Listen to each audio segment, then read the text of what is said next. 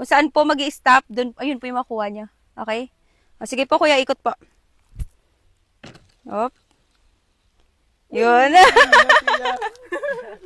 Ang galing. Nakakuha si kuya ng 1,000. Asan na yun? Wait lang.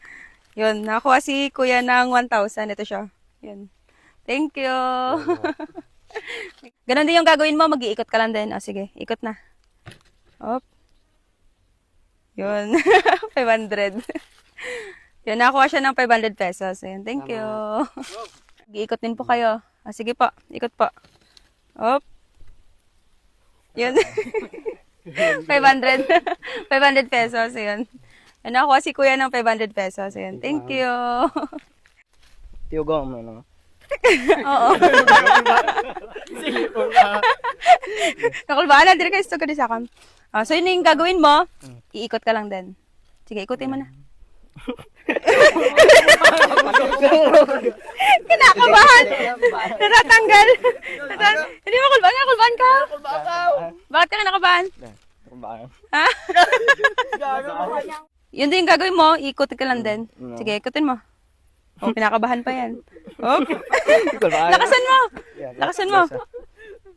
Oh. Yun. Nakakuha ng 1,000. Thank you. Ikot. Oh. Yun. Nakakuha ng 500. Oh, nagbibilang pa yung ano natin doon. So, yun. 500 pesos. Thank you. Ano pong trabaho nyo? Dito, sa ano? Sa bukid? Sa umay. Sa bukid. Ay, nasa na yun? Trabaho sa kwan. Sige po. Mag-ikot po kayo. Op. Yun. Bigyan pa kita ng... Ay, gusto niyo pa? Sige, sige po. Ikot pa po. Op. Ay, isa pa? Isa pa? Isa pa? Sige po, ikot po. Pwede baliktad. Sige, kahit ano po. Sige. Op. Lubo na git.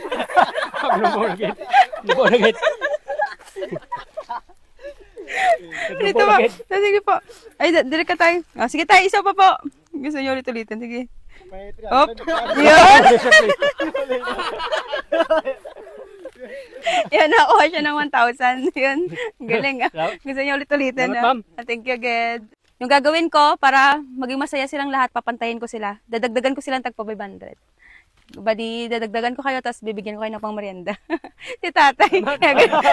Ginaganon-ganon niya. So, yung nakakuha ng tagpa 500, dadagdagan natin ng tagpa 500 din para pantay silang 6.